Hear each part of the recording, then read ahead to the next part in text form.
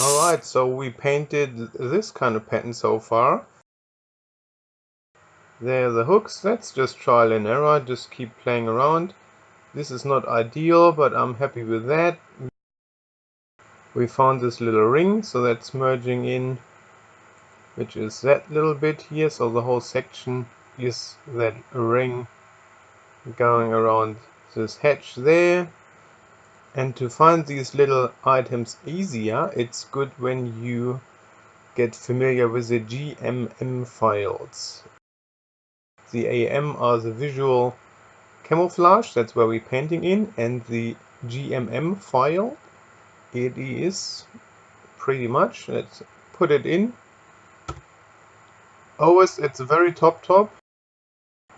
The red is the reflection of the light, and you see the yellow is the rub of corners. It's very shimmery, and if you focus on this little triangle bit, you see that on the tank it's a bit more high gloss, it's a bit more shiny.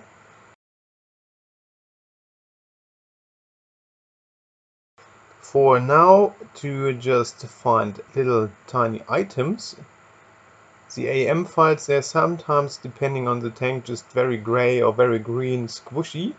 If you place the GMM files over, you see the contours a lot nicer, and then you can identify items a little easier. Here you see these little hooks.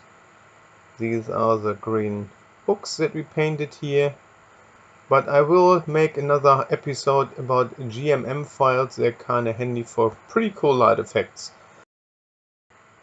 As I mentioned before, I stick only to these web colors only, because there are kinda nice steps in between. If you squish around here, that's not super obvious all the time. I play with these and that takes me everywhere. Because you might say, oh, this yellow is really ugly and this yellow is really ugly. So we want to go more into camouflage. And what you can then select when you have a clean set out, you just select the yellow layer and adjust the color. Let's click on saturation and vibrance, and you just get that out, maybe a bit saturation out, or I may get this back to 0, get this maybe minus 48, and that works. This layer works for everything below, so even for that one. If you want this, if you want only this one selected, click on that, and there's a little flick switch. So you see the little detail on the gray. If you click that, it just works for the layer underneath. That's how you can adjust the colors. If you go on maybe black and white, boom, then you can play with the opacity, how much black and white you want in this particular layer. It's maybe just a tiny bit to just make it look a little bit more heritage, maybe like this. For the camouflage itself, there's a little bit tidy up that needs to be done. Go on your green and the eraser tool. Let's go with a very sharp one and simply tidy up what's overlapping that shouldn't be. So if you want to have this spray paint effect, you can shimmer this out a little bit. I didn't do that on this one. So that's this little blob there, and Control I to get the green.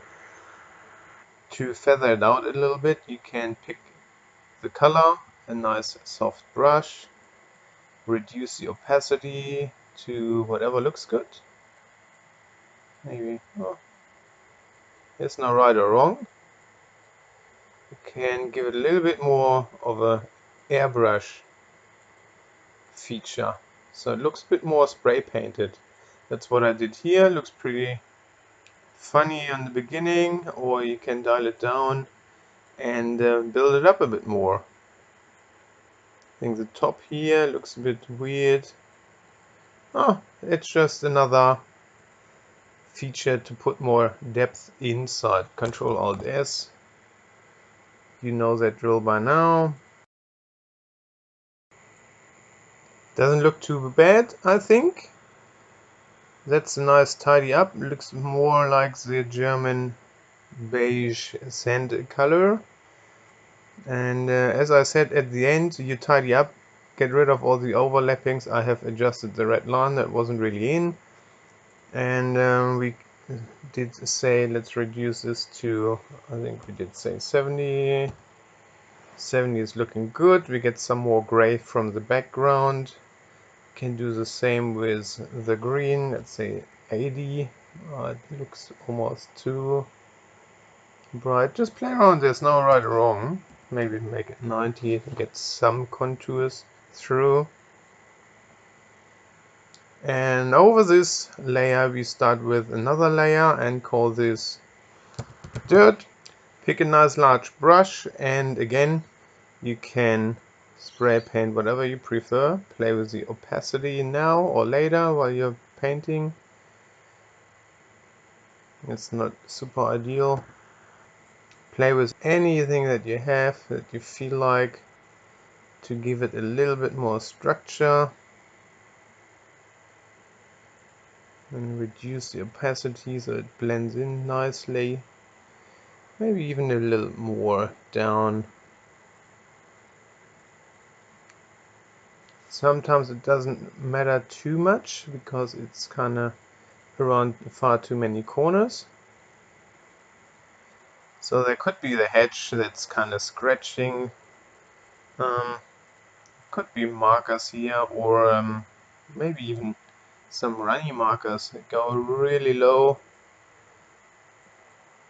And just build it up. And just always scrape it one way, and then could be some sort of dripping down, kind of who knows what. As long as it looks a little bit realistic, it doesn't really matter too much. So that's the dirt layer, and Control Alt S again and again. You know the drill by now. Yeah, that was a lot of detailing today. I hope your brain didn't explode, and usually you hit the pause button and then stop and figure it out. Next time we look into GMM files and see how they reflect the light and how we can build some cool effects on tank skins with the GMM file. So far, happy tanking.